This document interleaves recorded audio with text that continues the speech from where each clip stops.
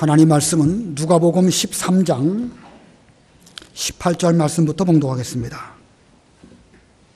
누가복음 13장 18절.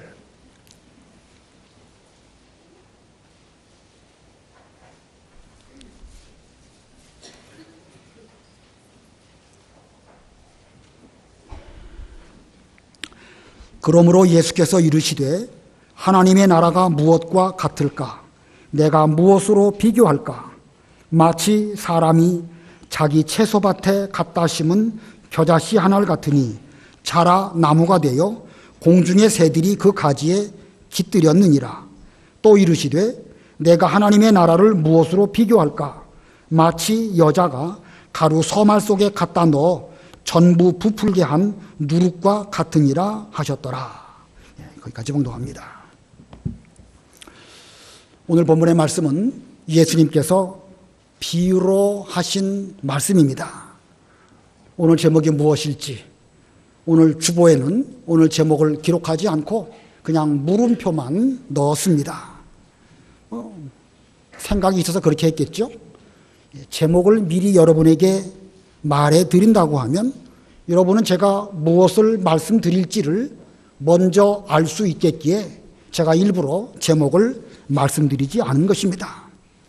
우리가 설교 말씀을 들을 때에 좀 궁금하고 무슨 말을 할까 잘 귀 기울여 듣는 것이 중요합니다. 왜냐하면 뻔한 이야기를 한다고 하면 여러분의 귀는 자동적으로 닫힐 수밖에 없기 때문입니다. 자, 그래서 일부러 제목을 주보에 넣지 않았습니다. 여러분 스스로 한번 이 말씀을 잘 들으시면서 오늘 본문의 제목을 무엇으로 정하면 좋을까 생각하시면서 이 말씀을 들어주시면 감사하겠습니다. 여기 18절 서두에 보면 그러므로라고 하는 단어가 있습니다. 그러므로, 이 그러므로라고 하는 단어를 다른 말로 번역한다고 하면 따라서, 결과적으로 이런 의미입니다. 그러니까 오늘 본문에 예수님이 이 누룩 비유, 겨자씨 비유를 말씀하셨는데 이 비유는 그냥 그 비유만 독단적으로 주신 말씀이 아니고 앞에 기록된 사건과 연관 지어서 이 비유를 주셨습니다. 그러니까 이 문맥적으로 볼 때에 앞에 있는 사건 속에서 뒤에 주신 이 비유의 말씀이 어떤 의미일까를 해석할 수 있어야 문맥에 맞고 예수님의 의중을 우리가 정확하게 알 수 있는 것입니다. 우리는 지난 2주간에 걸쳐서 앞부분의 말씀을 배웠습니다. 지지난 주일에는 포도원에 심은 무화과 나무에 대해서 배웠습니다. 포도원에 무화과 나무를 심었다. 이것은 하나님의 특별한 사랑을 받아서 포도원 안에 무화과 나무가 심겼습니다. 이것은 하나님의 선택을 받은 특별한 은혜를 받은 유대인들을 의미합니다.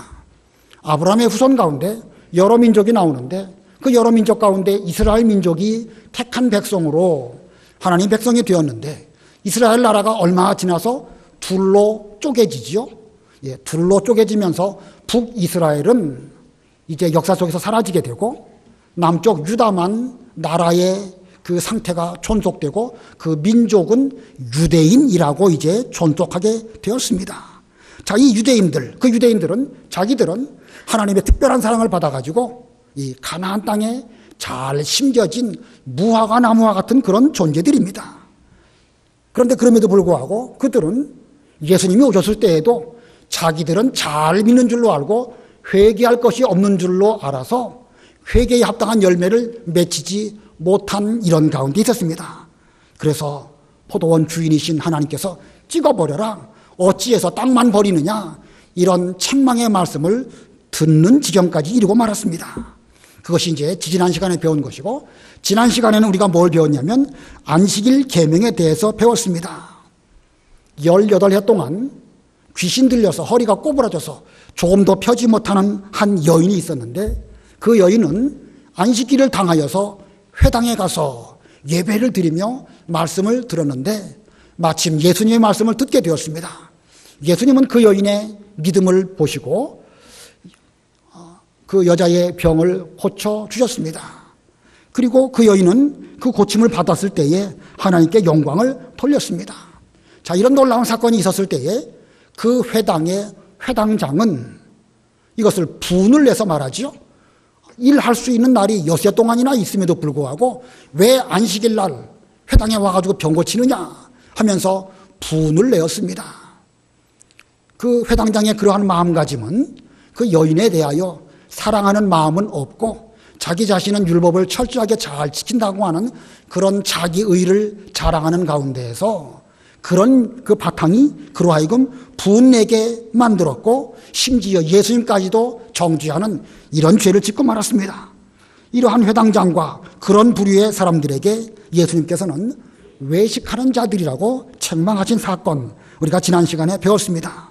이것은 아무리 율법을 잘 배우고 잘 지킨다고 해도 당시에 많은 사람들은 그 문자주의, 율법주의, 형식주의 거기에 빠져가지고 올바른 말씀의 그 진리를 지키지는 못하면서 사랑은 없으면서 껍데기만 자랑하는 외식 가운데 있음을 책망하신 말씀입니다.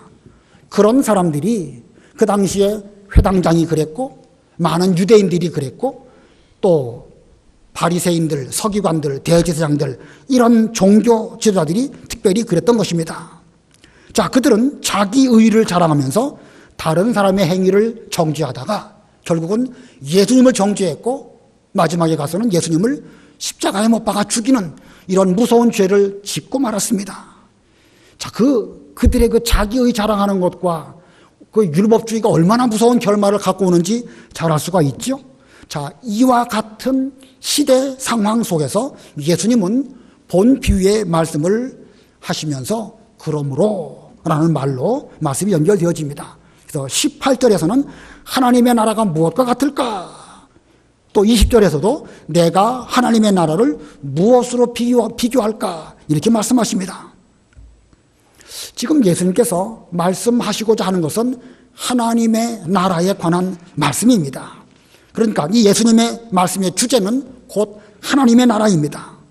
그러면 하나님의 나라라는 게 정확하게 무엇을 말하는 것일까? 하나님의 나라가 정확하게 무엇을 말씀하는지를 알아야 오늘의 본 비유를 제대로 해석할 수 있습니다. 이 사복음서 보면 이 하나님의 나라에 대한 비유의 말씀들이 많이 나와 있는데 특별히 그 마태복음에서는 하나님의 나라라고 하는 표현 대신에 하늘나라 혹은 천국이라는 표현으로 되어 있습니다. 개역 성경에는 천국, 전에 쓰던 바른 성경에는 하늘나라, 다 같은 뜻이에요. 하늘나라를 한문으로 표현하면 천국이겠죠. 마태복음에서는 이렇게 하나님의 나라를 천국, 하늘나라로 표현을 하였고 마가, 누가, 요한복음에서는 하나님의 나라로 표현을 하였습니다. 왜 같은 비유의 말씀인데, 같은 예수님의 말씀인데 마태복음에서는 천국이라고 표현하고 마가, 누가, 요한에서는 하나님 나라라고 했을까? 그것은 그 복음서를 받는 대상이 다르기 때문에 그렇습니다. 이 마태복음은 유대인들을 대상으로 기록한 복음서입니다. 유대인들은 하나님 혹은 여호와라고 하는 단어를 함부로 입에 올리기를 조심하기 때문에 이 하늘나라, 천국에 대해서도 하나님 나라라고 표현하지 않고 하늘나라, 천국이라는 표현을 썼습니다. 그래서 천국이라는 용어는요, 오직 마태복음에만 나옵니다. 물론 디모데 후서가 딱 한 번 천국이라는 단어가 나오기는 나옵니다. 그러나 전 성경에 천국이라는 용어는 마태복음에만 있습니다. 거기에 비해서 하나님의 나라라고 하는 표현은 마가복음, 누가복음, 요한복음에 나오는데 이 세 복음서는 유대인을 대상으로 기록된 복음서가 아니라 이방인들을 대상으로 기록된 말씀입니다. 자, 이와 같이 대상에 따라서 어떤 데서는 천국, 어떤 데에서는 하나님의 나라로 표현하였습니다. 오늘 이 누가복음에서는 하나님의 나라는 겨자씨 한 알과 같고 하나님의 나라는 누룩과 같다 이렇게 말씀하셨는데 이 똑같은 비유의 말씀을 마태복음에서는 천국은 마치 겨자씨 한 알과 같고 천국은 누룩과 같다 이렇게 기록하고 있습니다. 그래서 정리하면 하나님의 나라, 천국 같은 표현이다. 자, 다시 한번 아까의 질문. 그러면 하나님의 나라를 예수님이 비유하셨는데 정확하게 그 하나님의 나라는 무엇을 말씀하는 것일까? 특히 예수님의 비유 가운데 나오는 하나님의 나라나 천국은 무엇을 비유하는 표현일까? 그 단어의 뜻으로만 본다고 하면 하나님께서 다스리시는 세계, 하나님이 통치하시는 나라, 그게 하나님의 나라입니다. 또는 예수 믿다가 우리가 육신이 죽으면 영원한 천국에 가는 그 세계, 그것을 천국 혹은 하나님의 나라 이렇게 말할 수 있습니다. 그러나 예수님의 비유에서 말씀하시는 하나님의 나라는 좁은 의미로 말했을 때의 교회입니다. 예수님의 비유 가운데 나오는 그 하나님의 나라는 교회를 의미하고, 교회 중에서도 이상적인 교회, 예수님이 머리가 되시고 우리 모두가 지체인 그런 이상적인 교회를 말씀하신 것이 아니라 우리의 지상교회, 현실적인 교회를 비유로 말씀하신 것입니다. 왜 예수님께서는 지상교회라고 예수님의 그 비유 가운데 나와 있는 하나님의 나라를 꼭 지상교회라고 제가 꼬집어서 말하는가? 무슨 근거로 그런 말을 하는가? 마태복음 13장 24절 이후에 보면 그 가라지 비유가 나옵니다. 천국은 마치 어떤 사람이 그 곡식을 밭에 심었는데 그 종들이 잘 때에 원수가 와가지고 가라지를 덧뿌리고 간 것과 같다. 천국을 그렇게 말씀하십니다. 천국이 있는데 그 천국에 종들이 있어서 수고하는 가운데 있습니다. 근데 그 종들이 정신을 차리고 원수가 와가지고 가라지를 덧뿌리고 가지 못하도록 정신 바짝 차려야 되는데 조는 사이에 원수가 와가지고 그 밭에다가, 곡식 심어놓은 밭에다가 가라지를 덧뿌리고 갔다. 여러분, 그 천국이라고 하나님의 나라라고 말씀하였는데 하나님의 나라에 있는 종들이 졸며 잘 수가 있겠습니까? 이상적인 하나님의 나라라고 하면 불가능한 일이죠. 이상적인 교회라고 하면 거기에 어떻게 원수가 함부로 들어오고 나아가고 거기에다가 어떻게 가라지를 덧뿌리고 갈 수가 있겠습니까? 그런 면으로 볼 때에 예수님의 씨 뿌리는 비유에 나와 있는 그 천국은 곧 지상교회를 의미한다. 이렇게 해석을 한 것입니다. 또 마태복음 13장 47절에 보면 천국은 마치 바다에 그물을 치고 물고기를 모으는 그물과 같은데 그 그물 안에 좋은 물고기도 잡혔고 나쁜 물고기도 잡혔다. 이렇게 표현하고 있습니다. 천국은 그물과 같은데 그 그물 안에는 좋은 물고기, 나쁜 물고기가 있다. 좋은 물고기라는 표현은 구약시대에 먹을 수 있는 물고기, 지느러미 있고 비늘 있는 물고기를 좋은 물고기라고 표현하였고, 나쁜 물고기라는 것은 구약시대의 개념으로 볼 때에 먹어서는 안 되는 그런 물고기들, 그런 걸 말하는 것입니다. 근데 그물을 쳤는데 그 그물 안에 좋은 물고기도 들어오고 나쁜 물고기도 들어왔다. 그게 하나님의 나라 천국이다. 이렇게 말씀하고 있습니다. 자, 그 비유를 보더라도 거기서 말씀하는 천국, 그 천국은 이상적인 아주 죄가 없는 그런 천국이 아니라 무엇을 의미한다고요? 지상교회, 지상교회. 바로 여기입니다. 여기. 이 안에는 좋은 물고기들도 많이 있지만 그러나 때에 따라서는 나쁜 물고기도 있을 수 있고, 바로 여기 이 지상교회에 하나님께서 우리에게 말씀을 주셔가지고 좋은 씨로 좋은 곡식이 잘 자라나도록 은혜를 베풀어 주셨지만, 죄송하지만 이 안에도 가라지가, 원수가 와서 덧뿌리고 간 그런 가라지가 함께 자라고 있다. 이런 예수님의 비유의 표현을 볼 때에 곧 하나님의 나라 천국은 지상교회를 의미하는 것이다. 자, 이 천국이, 하나님의 나라가 지상교회라는 이 사실을 확실하게 해두지 않는다고 하면 이 본문의 해석이 왔다 갔다 할 수 있습니다. 이걸 분명하게 해두어야 본문의 해석을 제대로 할 수 있기 때문에 이 말씀을 강조를 드리는 것입니다.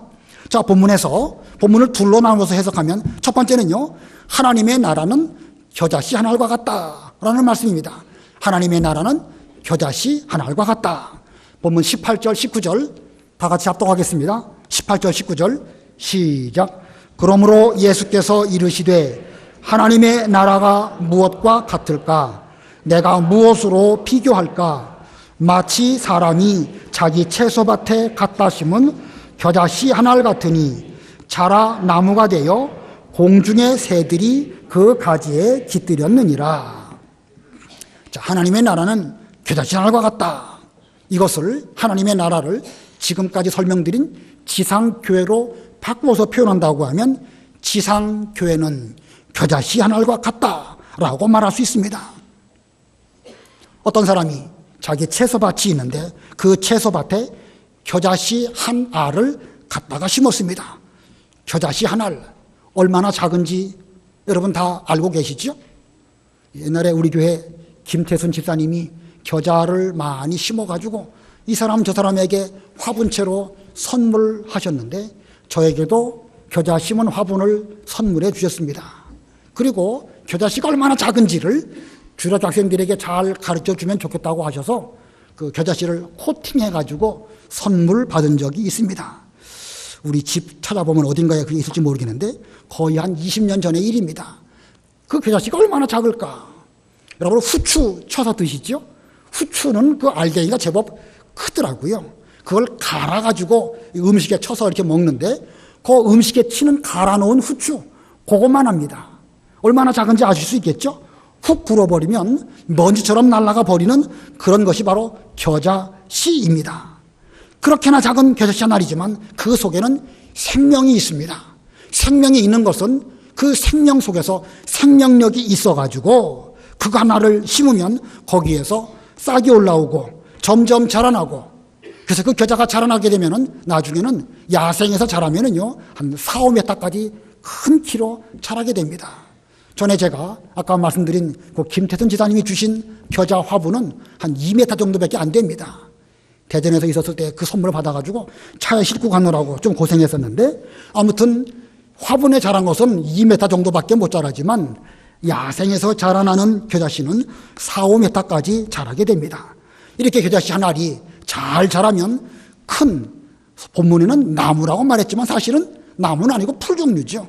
그게 얼마나 큰지 공중에 날아다니는 새들이 그 겨자 그 풀에 와서 앉아가지고 깃들여서 살기까지 한다. 예수님이 그렇게 비유하셨습니다. 자, 이 말씀을 정리하면 하나님의 나라인 지상교회는 그 외형이 마치 겨자씨 하나같이 지극히 작은 것이라 할지라도 그 안에 생명력이 있어가지고 그 생명력을 가지고 부지런히 일하고 부지런히 어떤 역사를 한다고 하면 충분하게 자라서 심지어 공중의 새들까지 와서 거기에 깃들여 쉬기도 하고 머물다 갈 수도 있는 그런 정도의 교회가 바로 지상교회다 이런 뜻입니다. 자, 이 공중의 새 같은 것까지도 교회에 와서 안식을 얻을 수 있다. 물론 그 지상교회에 생활하고 있는 우리들은 그 교회 안에서 말씀을 듣고 기도도 드리고 영광을 돌려드리고 은혜를 받고 때에 따라서 병고침을 받기도 하고 여러 가지 일들을 하는데 심지어 지나가는 나그네 같은 새도 와서 거기에서 깃들고 그렇게 될 정도로 이 지상교회가 점점 번성하게 된다. 이 겨자씨 하나의 비유는 교회는 이와 같이 번성하는 생명력이 있는 것이 바로 교회다라는 것을 이 겨자씨 비유를 통하여 말씀하셨습니다.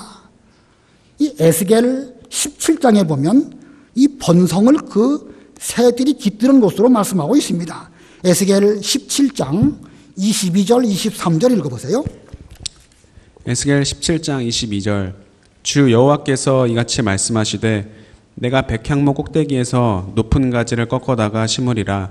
내가 그 높은 새 가지 끝에서 연한 가지를 꺾어 높고 우뚝 솟은 산에 심되 이스라엘 높은 산에 심으리니 그 가지가 무성하고 열매를 맺어서 아름다운 백향목이 될 것이요 각종 새가 그 아래에 깃들이며 그 가지 그늘에 살리라. 예, 이것도 역시 장차 있을 이스라엘 나라 예수님의 교회, 이 신약 시대의 교회를 예언하신 그런 말씀입니다. 이 에스겔 그 선지자 때에는 그 유다 나라는 망하고 지금 바벨론 포로되어져 있는 그런 가운데 있습니다.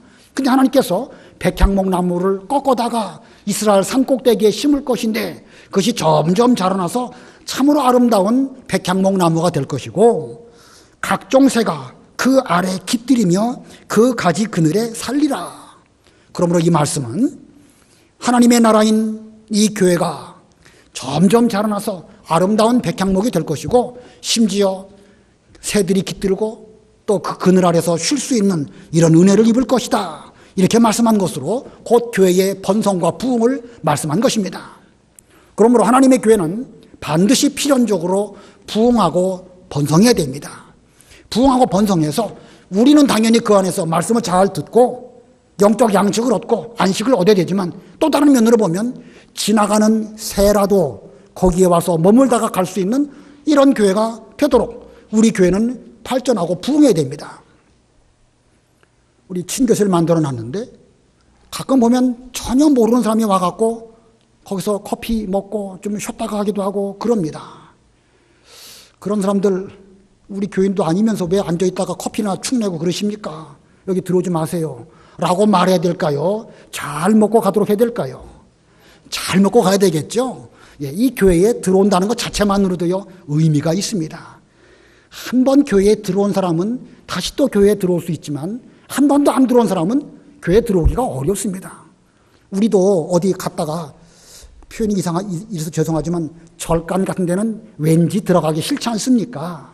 마찬가지예요. 지나가는 사람도 교회에 들어오는 그것을 보면 과거에 주일학교 때 교회를 다녔든지 교회에 대해서 호의적으로 생각하는 사람만 들어와서 그렇게 하는 것이지 그렇지 않은 사람은 들어오지 않습니다. 그러니까 우리는 그렇게 들어와서 차 한잔 먹고 가는 새 같은 나그네에게도 잘 대접하고 편안하게 쉬다 가십시오. 우리 교회에 여러 가지 차들 잘 준비되어져 있으니까 뭐 커피만 잡수고 가시지 말고 녹차도 있고 둥글레차도 있습니다.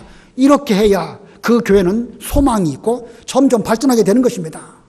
우리에게 있는 교자씨 하나 같은 믿음, 그 믿음이 생명력이 있다고 하면 우리 교회는 먼저는 말씀적인 면으로서도 발전해야 되겠고 교회 건물적인 면에서도 발전해야 되는 것이고 제도와 그 외의 모든 면에서도 교회가 발전해야 모든 면에서 어우러져서 잘 발전하여 새들도 깃들게 되는 이런 은혜를 받게 되는 것입니다.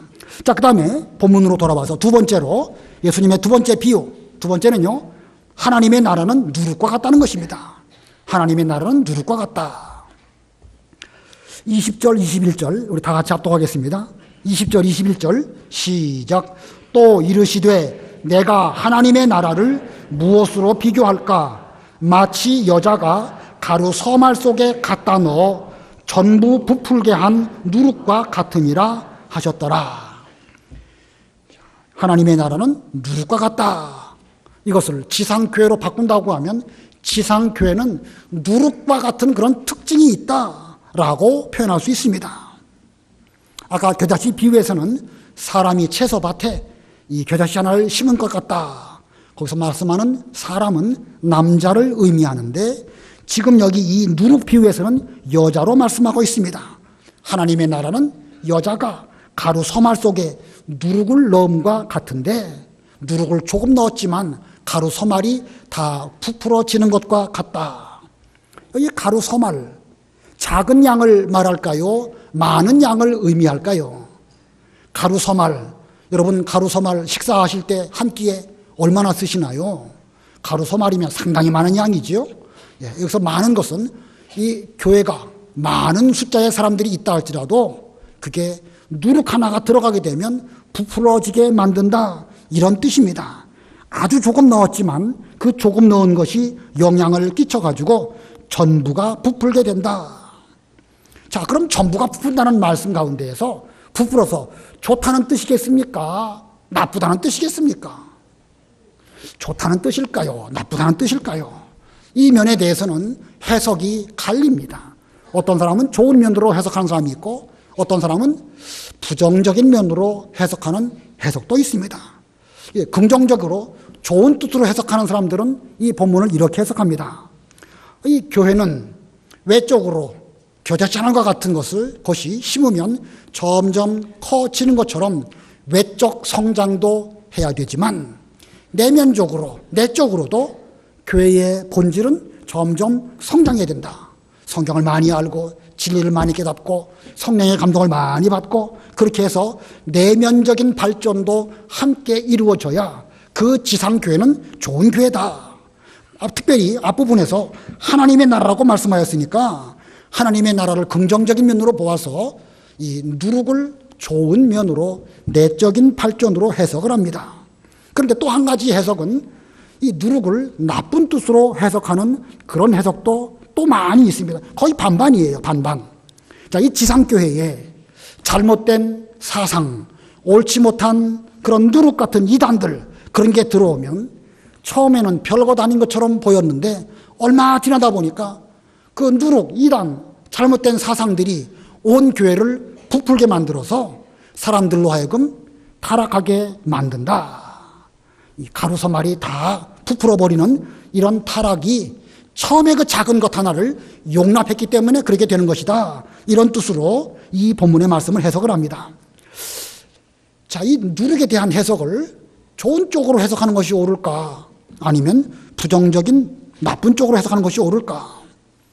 일반적인 책들이나 많이 참고해 보면 이제 반반이에요. 둘 다 가능합니다.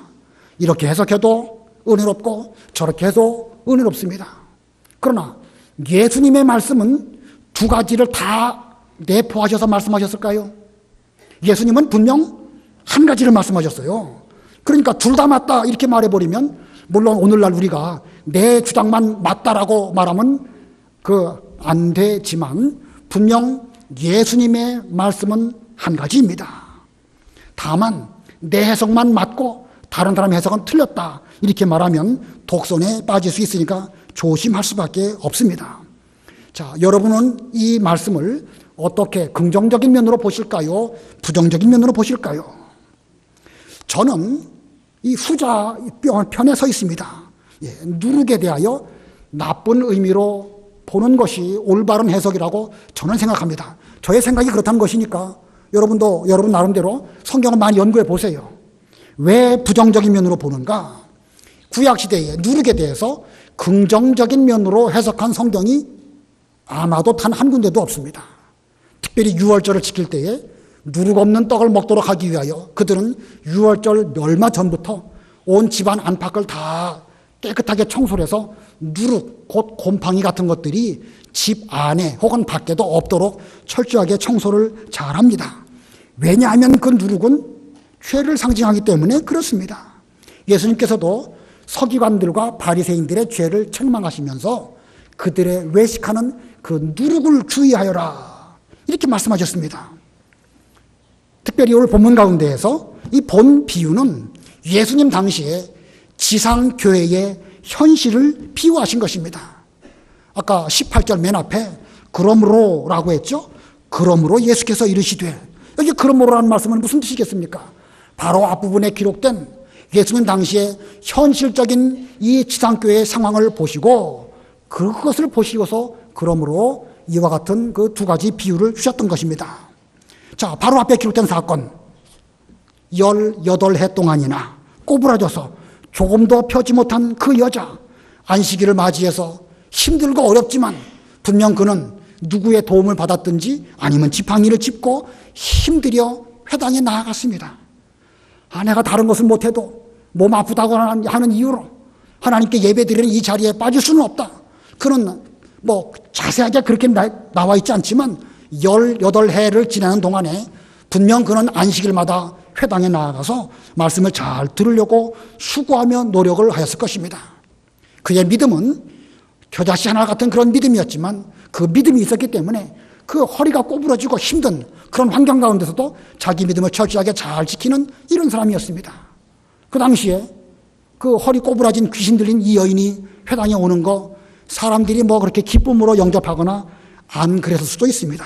그래도 거기에 아랑곳하지 아니하고 자기 믿음을 잘 지킨 겨자씨 하나 같은 생명력 있는 그런 믿음이 그 여인으로 하여금 안식일을 잘 지키는 이런 길로 인도하여 주었던 것입니다.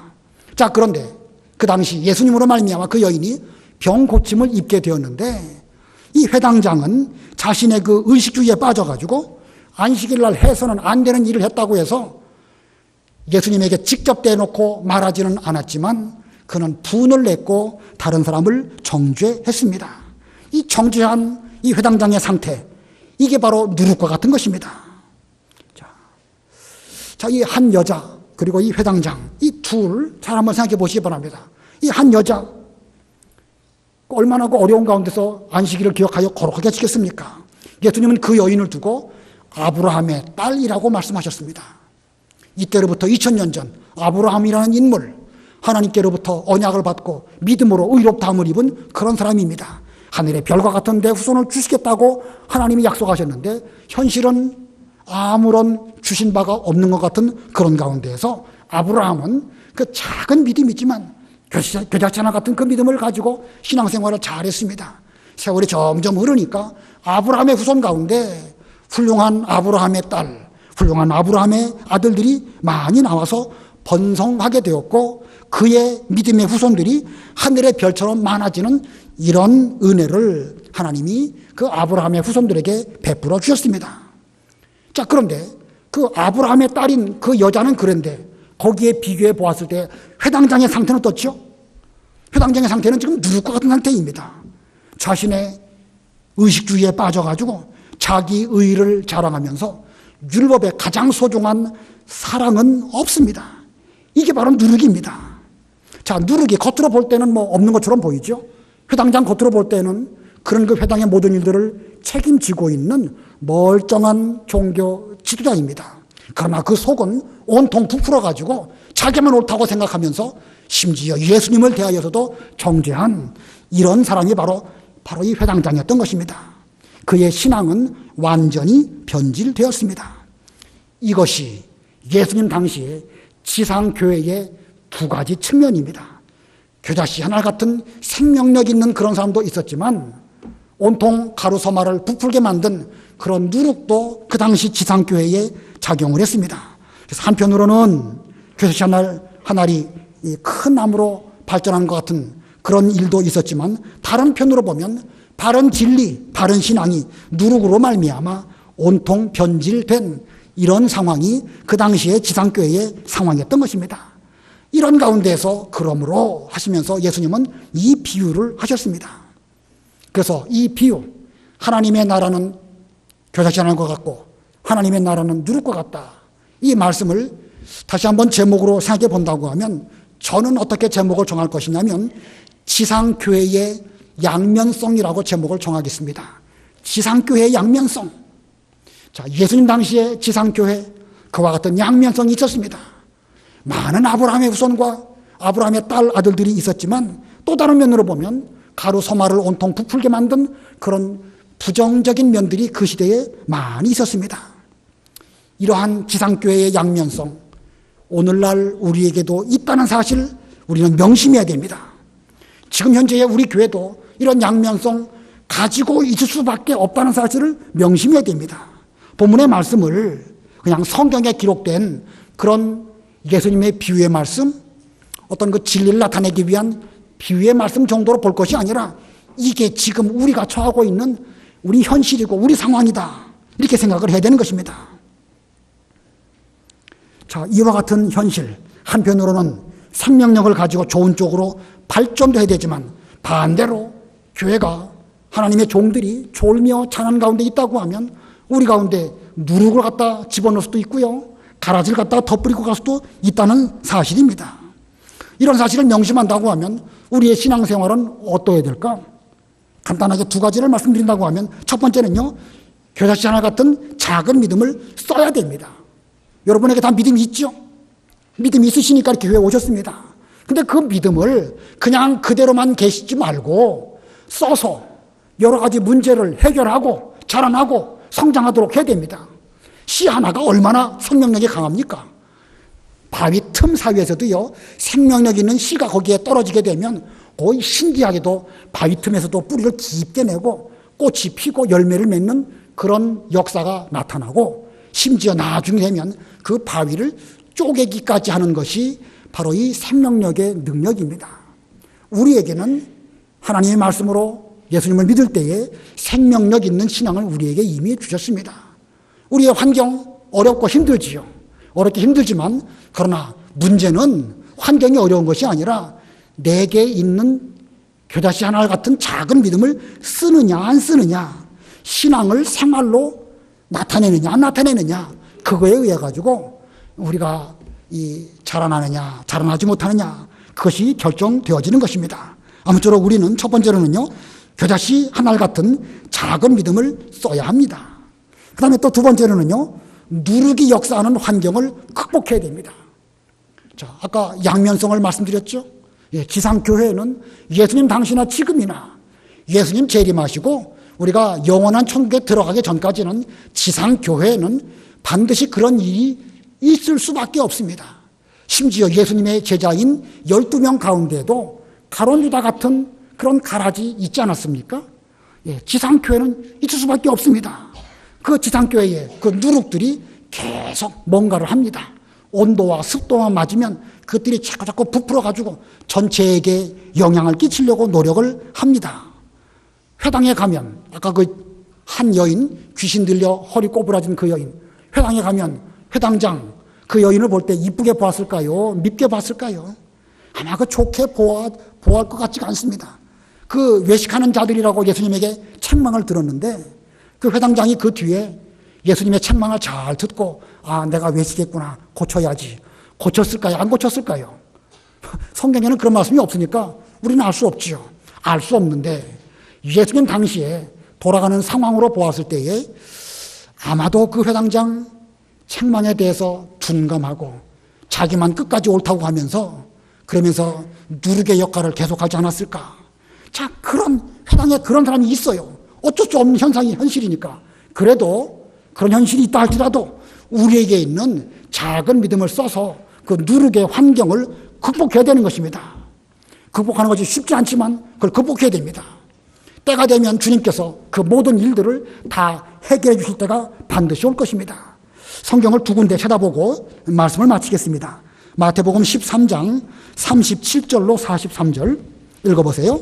마태복음 13장 37절 대답하여 이르시되 좋은 씨를 뿌리는 자는 인자요 밭은 세상이요 좋은 씨는 천국의 아들들이요 가라지는 악한 자의 아들들이요 가라지를 뿌린 원수는 마귀요 추수 때는 세상 끝이요 추수꾼은 천사들이니 그런즉 가라지를 거두어 불에 사르는 것 같이 세상 끝에도 그러하리라. 인자가 그 천사들을 보내리니 그들이 그 나라에서 모든 넘어지게 하는 것과 또 불법을 행하는 자들을 거두어내어 풀무불에 던져 넣으리니 거기서 울며 이를 갈게 되리라. 그때 의인들은 자기 아버지 나라에서 해와 같이 빛나리라. 귀 있는 자는 들으라. 예, 하나님께서는 그 밭에 곡식도 심도록 하셨지만 심어주셨지만 또 다른 면으로 보면 가라지도 필요하기 때문에 심도록 하나님의 작정과 섭리 가운데 있었던 것입니다. 옆에 가라지가 있고 나는 곡식이에요, 분명히. 근데 그 가라지 볼 때마다 저거 확 뽑아버렸어야 좋을 텐데 이런 생각이 들긴 들지요. 근데 가라지 뽑다가 잘못하면 곡식마저 뽑혀지게 되거든요. 그러니까 주인께서는요, 놔두어라. 가라지 뽑다가 곡식마저 상하면 어떡하겠느냐. 세상 끝날이 되면 천사를 보내셔가지고 그것들을 다 거두어서 곡식은 천국 창고에 들어가게 될 것이고 가라지는 꺼지지 않는 지옥불에 던질 것이니까 그것 때문에 속상하지 말고 너는 곡식이니까 곡식으로서 부지런히 작은 믿음을 잘 써서 부흥하고 발전해야지 가라지 때문에 속상하면 믿는 일이 되겠느냐. 본문의 말씀이 그런 뜻입니다. 예수님의 재림 때에 하나님의 심판이 임하게 되는데 그때 되면 의인들은 자기 아버지 나라에서 해와 같이 빛나리라. 귀 있는 자는 들어라. 주께서 그렇게 말씀하셨습니다. 그러니까 우리는 가라지 때문에 힘들고 가라지 때문에 믿지 못하겠다. 그건 자기 믿음에 문제가 있는 거예요. 생명력에 문제가 있는 것입니다. 그런 환경을 우리는 극복하고 믿음을 잘 지키는 그런 교회, 그런 성도가 되어야 이게 올바른 믿음인 것입니다. 그 다음에 마태복음 13장 47에서 50절 읽어보세요. 47절 또 천국은 마치 바다에 치고 각종 물고기를 모는 그물과 같으니 그물에 가득함에 물가로 끌어내고 앉아서 좋은 것은 그릇에 담고 못된 것은 내버리느니라. 세상 끝에도 이러하리라. 천사들이 와서 의인 중에서 악인을 갈라내어 풀무불에 던져 넣으리니 거기서 울며 이를 갈리라. 예, 한 그물 안에 좋은 물고기와 나쁜 물고기가 불가피하게 함께 있을 수밖에 없는 것이 지상교회의 특징입니다. 그러나 반드시 끝이 있습니다. 세상 끝에 가면 천사들이 와서 의인 중에서 악인을 갈라내어 풀무불에 던져 넣으리니 거기서 울며 이를 갈미라. 반드시 끝이 있습니다. 우리의 신앙생활 할 수 있는 기회는요, 지금입니다. 지상교회에서만 우리의 성장이 가능한 것이지 천상에 가면, 물론 천당에 가서도 하나님을 향하여 우리가 무한히 닮아갑니다. 거기서도 계속 변화합니다.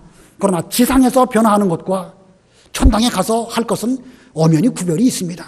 지금 우리에게 주어진 이 기회, 누룩, 나쁜 물고기, 가라지 이런 것 때문에 우리가 해야 할 성장과 부흥을 못한다고 하면 그건 기회 손실입니다. 기회를 잃어버리는 것입니다. 우리에게 주어진 시간 영원하지 않습니다. 반드시 끝이 있고 반드시 이 모든 일에는 마지막이 있으니까 주어진 이 기간 동안 힘써서 믿는 일을 잘해서 내게 주신 작은 믿음, 생명력 있는 겨자씨 같은 믿음을 사용하셔서 우리의 신앙도 성장하고 우리 교회도 점점 부흥하는 이런 교회가 되시기를 바랍니다. 기도하겠습니다.